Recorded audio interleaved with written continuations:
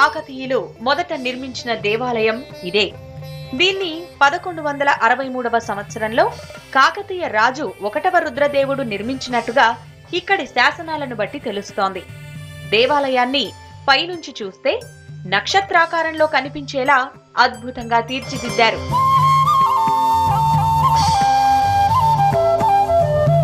ఈ దేవాలయం త్రికూటాలయం, అంటే ఇక్కడ త్రిమూర్తులు బ్రహ్మ, విష్ణు, మహేశ్వరులు కొలువుదీరి పూజలందుకుంటారు. అయితే ఇక్కడ బ్రహ్మస్థానంలో సూర్య భగవానుడు ఉంటాడు. ఇది త్రికూటాలయంగా ఉన్నప్పటికీ శివాలయంగానే ఎక్కువగా ప్రసిద్ధి చెందింది. గుడి నిండా శివలింగాలు కనుల విందు చేస్తాయి. గర్భాలయంలోని నిలువెత్తు శివలింగం భక్తులను కట్టిపడేస్తుంది.